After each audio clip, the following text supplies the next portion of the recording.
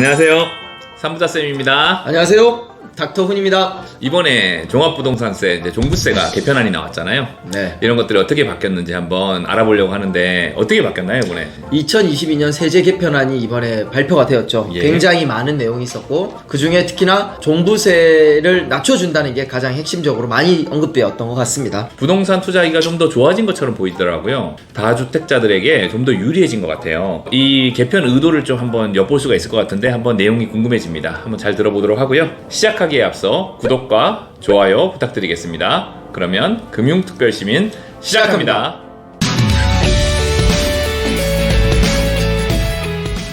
이번에 나온 개편안 중에 가장 핵심이 뭔가요? 주택수가 아니라 주택 이제 합산한 가액을 가지고 세금을 매긴다라고 볼 수 있습니다.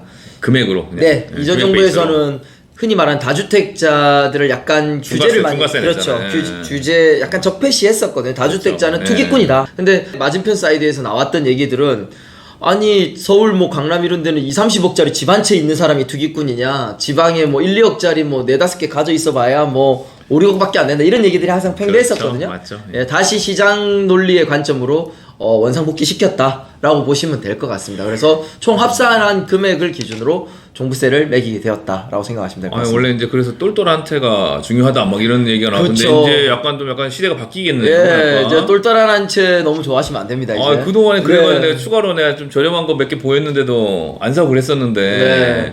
똘똘한 한 채가 사실 요 몇 년 동안에 이런 대세였다라고 하면 이제는 가능성 있는 여러 채가 조금 더 힘을 받지 않을까라는 생각이 좀 듭니다. 그러면 이제 사실상 다주택자 중과세는 뭐 폐지나 다름없네요. 거의 없다라고 보시면 될 것 같습니다. 기본공제도 달라졌다면서요? 예, 기본 공제가 6억에서 9억으로 올라갔고요. 네. 1주택자 같은 경우도 9억에서 11억으로 올라갔기 때문에 이거는 이미 뭐 이번 개편은 아니더라도 사전에 예견이 됐었던 거죠. 얘기됐던 거죠, 네, 지난번에. 얘기가 됐어서 결국에는 종부세가 낮아지는 거는 종부세 크게 달라지지 내던 않겠습니다. 사람 중에 이제 안 내는 사람도 좀 나오겠어요. 네, 이제 맞습니다. 좀 11억 정도면 한 15억 이상 되는 주택들이니까 꽤 많이 네. 안 낼 수 있겠어요. 사실 뭐 종부세라는 거 자체가 재산세를 내고 있는데 왜 또 추가로 내느냐 그러니까요. 이런 거에 말이 많았었잖아요. 그런 맞아요. 부분들에 대해서 조금 더 시장 논리에 의거해서 투자를 되게 위축시켜요. 이거 세금 때문에. 그쵸. 사실은. 저도 되게 겁먹었었거든요. 몇 천만 원씩 나온다는 사람들 보니까 이거 몇 천만 원. 종부세는 그래도 통계상 저는 상위 그렇게만- 2%만 낸다고 하는데 상위 2%. 2%는 안 됩니다. 안 낼 것 같아요, 이제.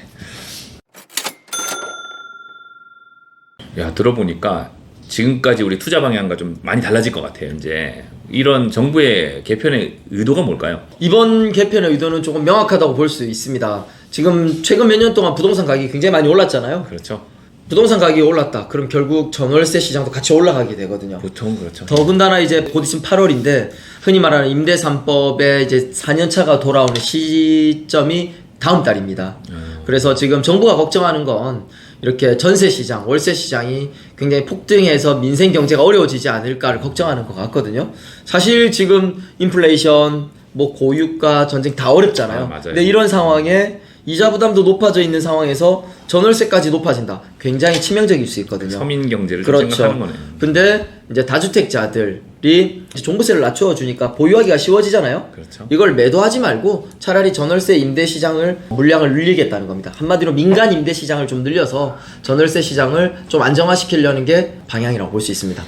그러면 지금 부동산 종부세 개편이 됐고 그 외에 다른 뭐 세금들, 취득록세 이런 것들은 뭐 개편 안 됐나요? 취득세까지 낮춰주면 좋겠지만 그러니까요. 취득세 뭐 낮춰주면 하나 하나 더 사시려고. 살라면 아니 사실 돈은 없지만 네. 그러니까 뭐 하나 살라면 취득세도 좀 낮아야지 되잖아요. 한 2주택자 취득세가 높잖아요. 이번 개편에서는 취득세 하향은 나오진 않았습니다. 말씀드렸던 아직. 것처럼 만약에 취득세까지 풀어준다고 하면 또 사실 거잖아요. 그죠? 아니 산다 돈이 있어야 사는데 돈은 없는데 그냥 마음이 그렇다 뭐 이런 거죠. 취득세까지 만약에 풀게 되면 어떤 현상이 일어나냐면 가격이 올랐고 전세 가격이 올라와 버리잖아요. 네. 그럼 이 갭이 줄어들게 됩니다. 그럼 사야죠. 그러면 결국 또 갭 투자가 유행하게 되기 때문에 이거는 정부가 전월세 시장을 안정시키려는 게 아니라 또 부동산 시장에 영향을 줄 수 있기 때문에 취득세는 이번에 반영되지는 않았고요.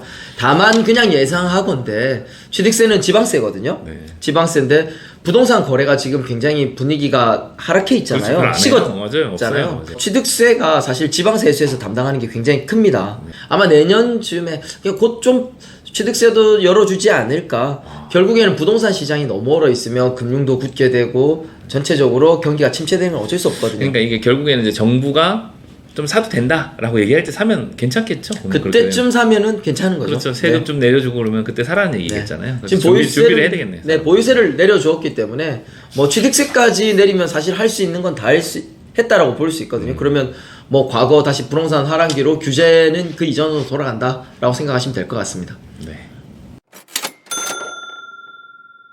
자, 그러면 이제 전략이 좀 많이 바뀌어야 될 것 같은데 앞으로는 어떤 전략을 하는 게 좋을지 한번 얘기 한번 해주시겠어요? 다주택자분들 입장에서는 굳이 지금은 뭐 이제 급하게 팔 필요는 없다. 그렇죠. 이미 시장에서 매물을 많이 걷어들이고 있거든요.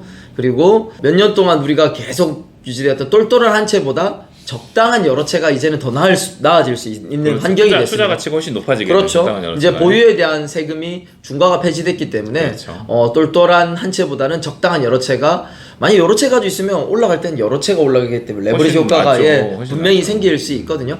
그런 방향들이 분명히 생길 수 있을 것 같고요. 이에 걸맞춰서 내년쯤 이제 취득세까지 만약에 떨어지게 된다면 부동산을 투자하기 굉장히 좋은 환경들이 만들어진다라고 볼 수 있을 것 같습니다. 그래서 이런 부분들을 보셔서 저한테도 문의들을 많이 주시거든요. 어제도 누군가 그러시더라고요. 아, 나 기존 집에서 다른 집으로 옮기는 것들을 갈아타기를 생각하고 있는데 어떻게 할 수 있느냐. 전월세 시장이 좀 안정이 된다면 내가 가지고 있는 집을 뭐 전세를 주고 내가 살고 싶은 곳은 또 전세로 들어갔다가 아까 말씀드린 것처럼 뭐 이 취득세나 이런 것들이 낮아질 때쯤 돼서 매매를 해보는 것도 하나의 전략일 수 있을 것 같습니다. 한마디로 말씀드리면 이런 부동산 세제 개편안을 활용해서 내 집 마련이라든지 1주택 갈아타기라든지 이런 전략들을 실행하기엔 굉장히 좋은 시기다라고 말씀드릴 수 있습니다. 네, 오늘도 닥터우님 모시고 부동산 세제 개편안 한번 잘 들어봤어요. 종부세가 많이 달라져가지고 앞으로 투자자들의 투자 패러다임이 좀 많이 바뀔 것 같습니다. 네, 투자의 방향도 분명히 수정하고 이제 조정해서 가야 될 것 같고요. 이번 방향으로 인해서 어떻게 보면 향후 2, 3년을 준비하는 부동산 투자의 방향들은 확실히 정해진 것 같습니다. 관련해서 궁금하신 분들은 댓글이나 연락 주시면 또 답변 달아드리도록 하겠습니다. 네, 알겠습니다. 다음에도 부동산 관련 유익한 소식 들고 찾아뵙도록 하겠습니다. 감사합니다.